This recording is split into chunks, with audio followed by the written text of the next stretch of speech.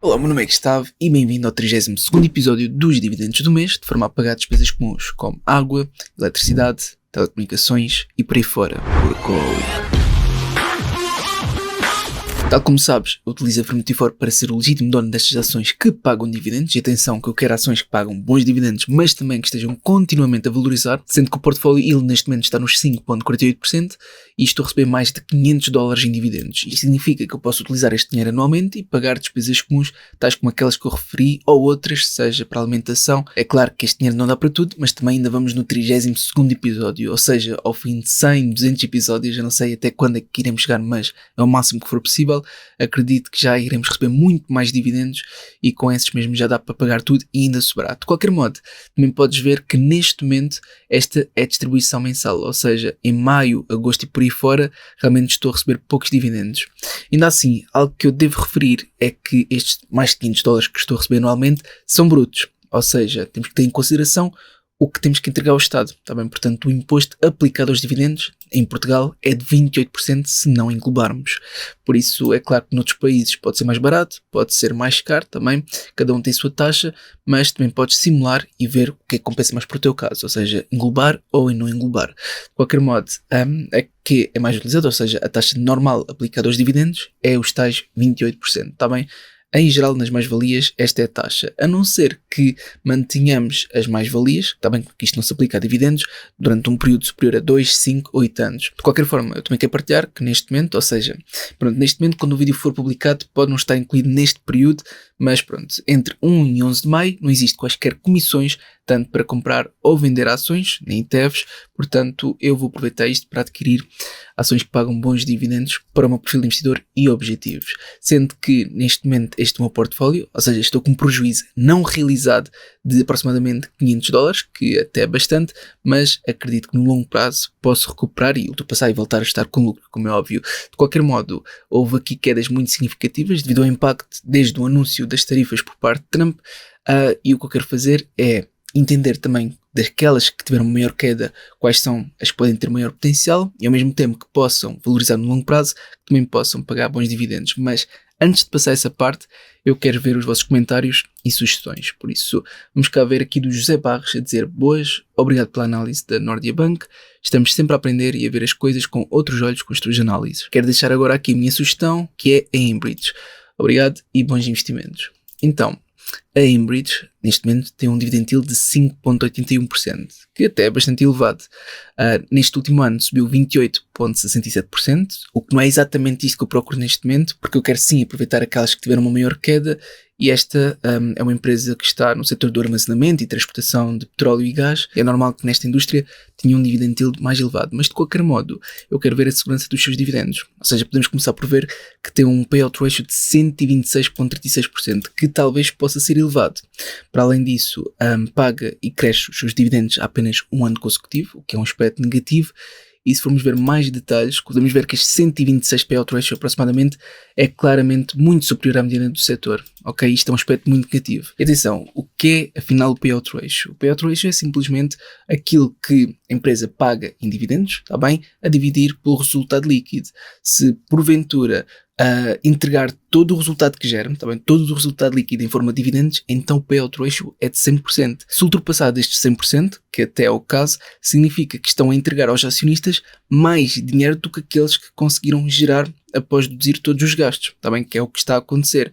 É claro que podem tirar em caixa e tudo mais, mas se estiver continuamente a acontecer, então muito provavelmente vão ter que cortar os seus dividendos. Portanto, aqui, ou seja, ter este risco da possibilidade de cortarem os seus dividendos e o facto de mostrar que apenas têm pago e crescido os dividendos ao ano consecutivo, pode talvez significar que já cortaram no passado. Portanto, o facto de ainda estar aqui com um payout ratio tão elevado é algo negativo. Fora isso, também tem um interest coverage baixíssimo, ou seja, baixíssimo comparativamente à mediana do setor.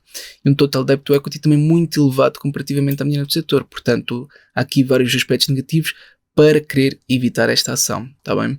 Além disso, também podemos ver que está praticamente em máximos, ou seja, eu não digo que não pode continuar a fazer novos máximos absolutos, porque pode continuar a valorizar, ok, existe essa hipótese, mas se existem outras que tiveram uma grande queda e que realmente podem talvez recuperar e até ultrapassar os seus máximos, então porque também não ver essas?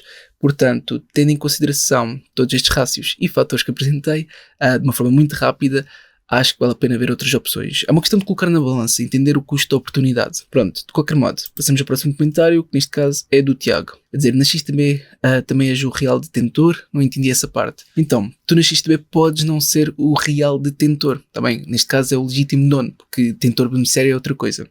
Portanto, o que é que acontece? Na XTB, se por exemplo adquirires ações fracionadas, então tu não és o legítimo dono. Na Firm 24 obriga-te a comprar ações inteiras porque é a única maneira de seres o legítimo dono. Para além disso, na XTB também pode não ter ações reais, está bem? Nomeadamente CFDs que são ações sintéticas, ou seja, o facto de não estares a adquirir ações reais faz com que não sejas o legítimo dono e, portanto, no pior cenário, ficas completamente sem a ação mesmo que não vá à falência, ou seja, basta a corretora ir à falência ou ver outro cenário mais problemático, podes ficar sem a respectiva ação porque nunca foi tua. Pronto, agora passamos para o Arthur. Boas, Gustavo, parabéns e obrigado por mais um excelente vídeo. Gostava de saber a tua opinião sobre a CVX neste momento. Obrigado. Então, a CVX está aqui aberta, tem um dividend yield de 4,94%, quase 5%. Estes dividendos yields mais elevados fazem parte da indústria que se insere, que é relacionada com gás e petróleo, e agora podes ver que no último ano teve aqui uma queda de 13,83%. Agora, se formos ver a segurança dos dividendos, podemos ver a primeira coisa que é logo esta. Tem pago e crescido os dividendos há 37 anos consecutivos, o que é um aspecto positivo. Agora, por curiosidade, também faz parte do S&P 500. Isto significa que se formos ao meu fecheiro que está disponível no Patreon e clicarmos aqui para ver Dividend King e Dividend Aristocratas e procurar, neste caso, por CVX, conseguimos encontrar esta que realmente está um certo aqui que é relacionado com dividendos aristocratas, ok? Está aqui nesta coluna. Portanto, ao ser dividendo aristocrata, obviamente que é um ponto a favor. Para além disso, o que é que nós podemos ver mais relativamente a esta empresa? Em relação ao payout ratio, que é de 70,97%, temos que comparar também com a mediana do setor e podemos ver que realmente está acima da mediana do setor. Aliás, maioritariamente, este é um ponto negativo, apesar de estar abaixo dos 100%, mas também, pronto, a distância não é muito significativa e está abaixo dos 100% e 90%. Mas pronto, este seria um ponto negativo. Agora, um aspecto muito positivo é um interest coverage, que é de 31,50 em comparação a 4,66 da mediana do setor.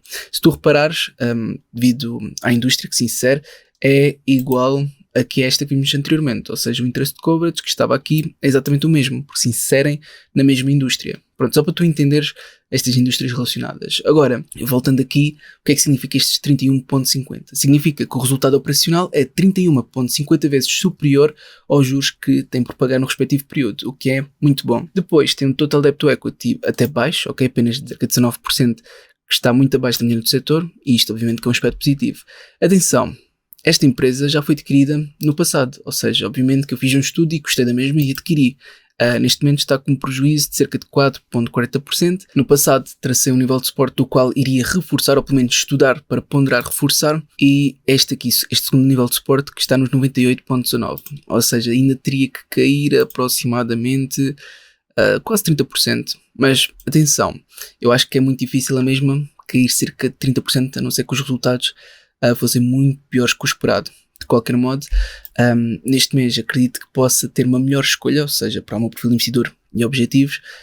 Portanto, eu se calhar volto a ponderar e a fazer um estudo no próximo mês. É uma questão de ver como é que a mesma oscila, se deixa ou não, e também ver o custo de oportunidade, ou seja, outras opções que podem também ter potencial. De qualquer modo, obviamente que eu agradeço pela sugestão e foi uma boa sugestão que eu já adquiri no passado. Portanto, obrigado Arthur. Agora passamos ao próximo comentário aqui do Sanchez. Olá Gustavo, obrigado por mais um excelente vídeo.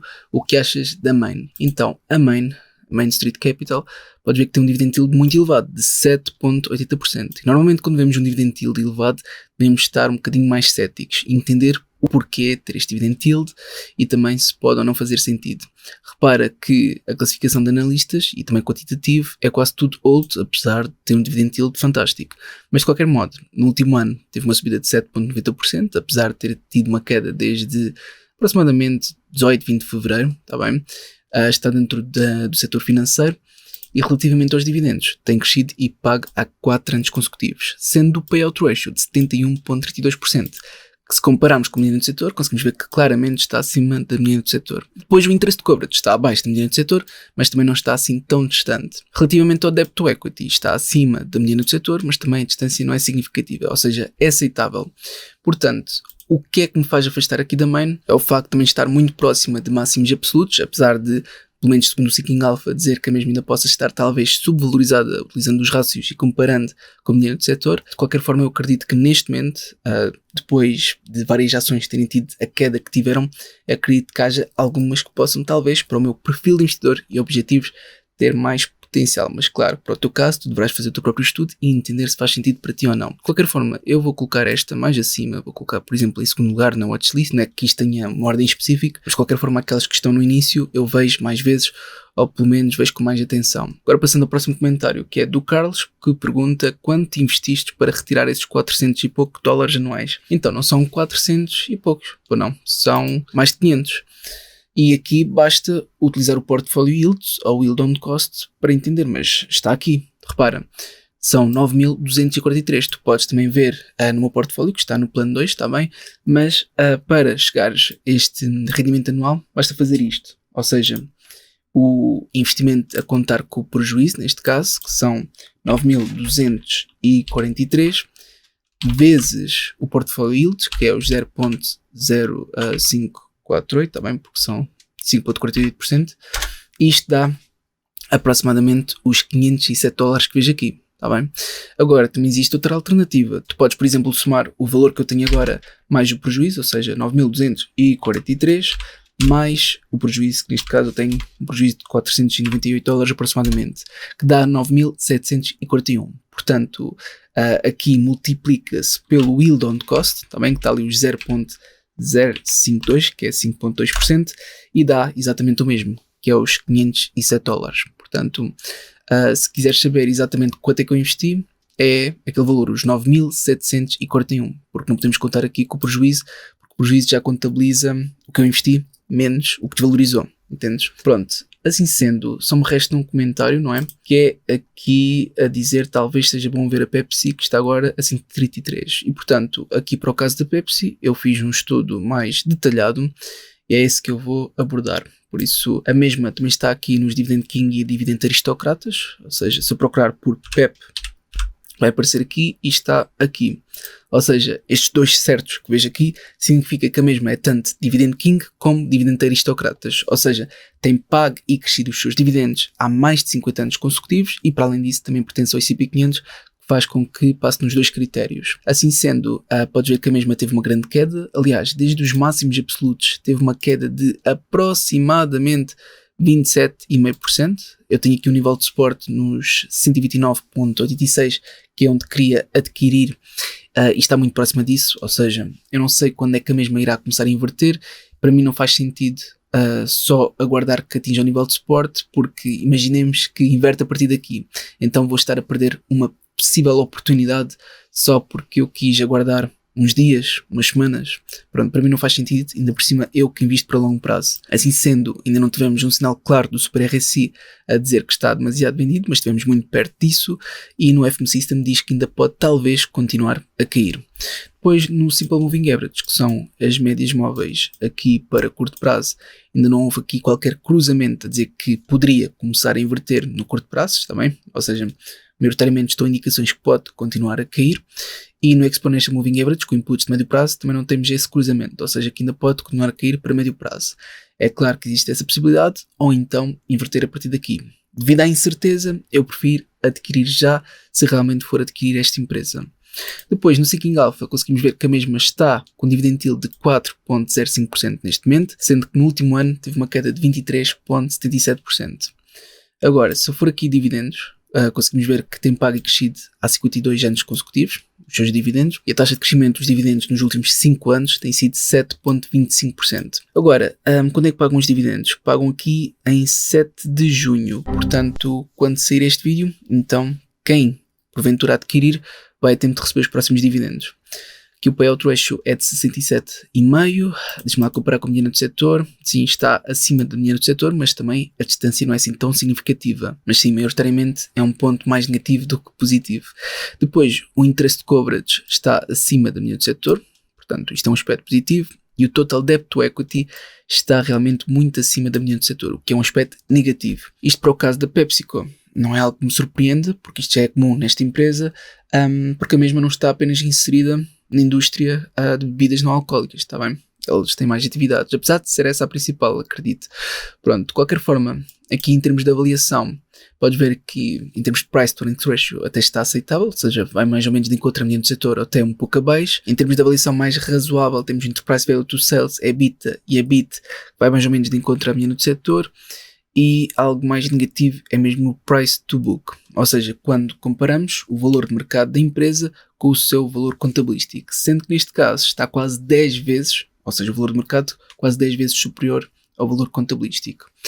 Depois, relativamente ao crescimento da mesma, podemos ver que o crescimento dos rendimentos vai mais ou menos de encontro a média do setor, EBITDA também e EBIT.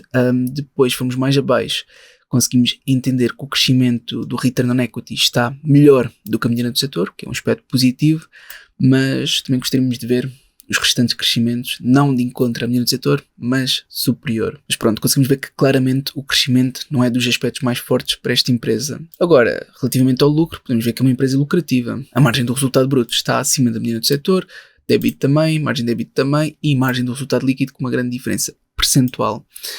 Return on equity, return on capital e return on assets também está tudo acima da média do setor, o que é um aspecto positivo.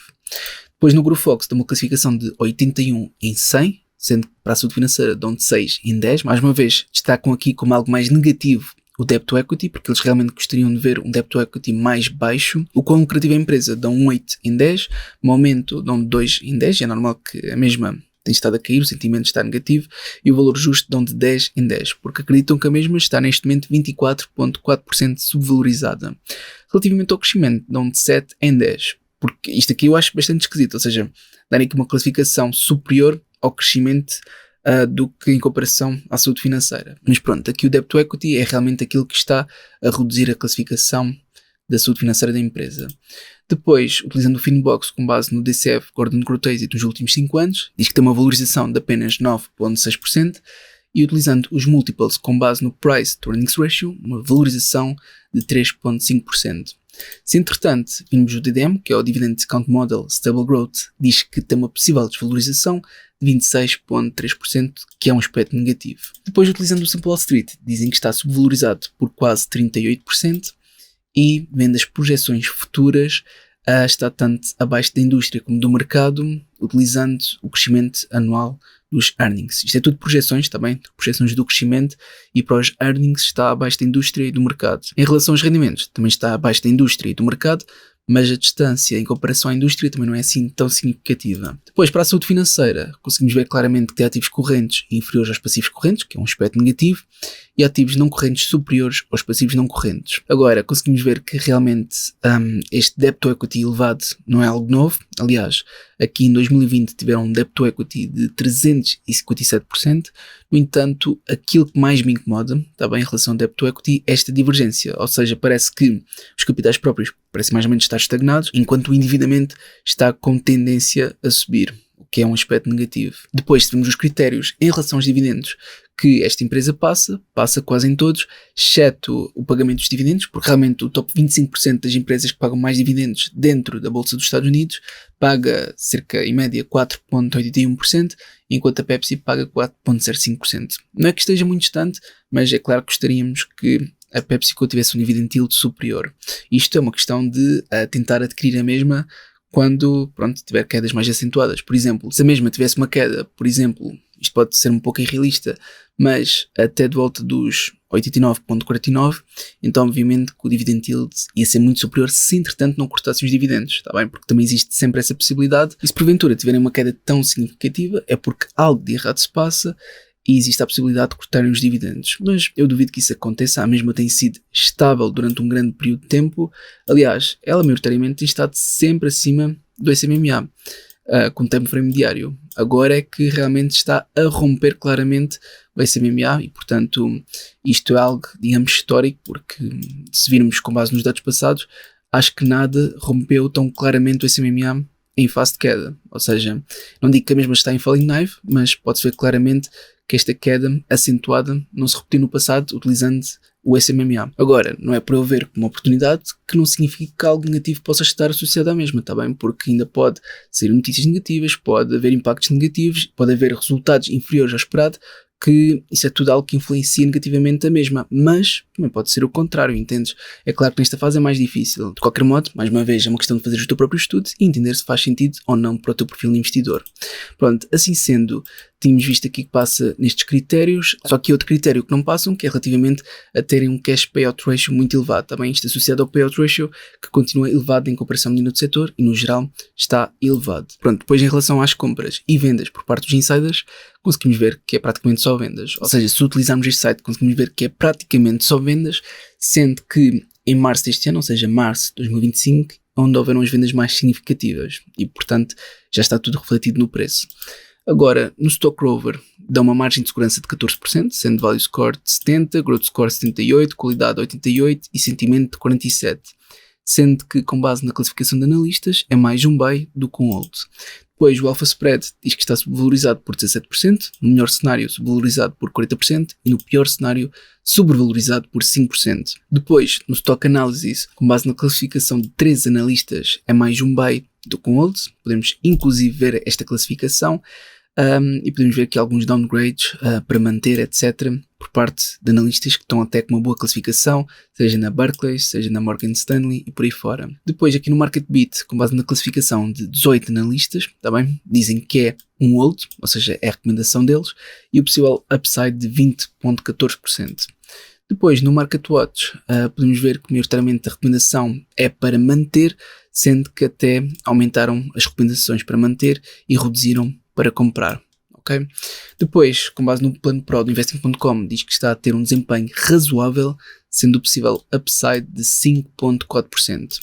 Entretanto, eu também utilizei o meu fecheiro, e no meu fecheiro, tá bem, que isto aqui é a versão 3.2, que pode ser adquirida no Patreon, mostra que num cenário base existe uma possível valorização de cerca de 23% num cenário base, que até é bastante elevado, no melhor cenário cerca de 54% e no pior cenário apenas de cerca de 8, 9%. Portanto, acho que é bastante interessante ter pelo menos esta ação na watchlist e realmente vai ser aquela que tenciono adquirir para este mês. Agora, o que acontece também é que o mercado americano neste momento está fechado, ou seja, se eu for aqui à Freedom e for aqui negociar, tá bem? Conseguimos ver que a Bolsa de Valores só abre amanhã. Por isso, agora tenho que obrigatoriamente aguardar e até já. Muito bem, o mercado já está aberto e podes ver que a PepsiCo quase tocou no meu nível de suporte. Agora, se romper e for mais para baixo, eu se calhar devia colocar outro nível de suporte para que pudesse pelo menos voltar a fazer um estudo para entender se vale ou não a pena adquirir a mesma. Portanto, se calhar outro alerta de preço, porque não sabemos o quão acentuada pode ser esta queda. Assim sendo, vou colocar aqui um alerta de preço, neste nível de suporte azul que estás agora a ver, e agora vou adquirir. Portanto, vou procurar por PEP. Aqui está. Agora temos duas. Neste caso eu quero da Bolsa Americana para ter exposição ao dólar. Aqui está. Ok. Deixa-me lá ver se tenho dólares suficientes. Não, tenho 121 dólares. Nesta série eu normalmente invisto cerca de 300 dólares, por isso vou aqui à área de membros e vou transferir entre contas para que possa ter cerca de 300 dólares nesta. Agora vou aqui a negociar e posso ver que já tenho um dinheiro na minha conta. Assim sendo, está aqui PepsiCo, portanto pep.us.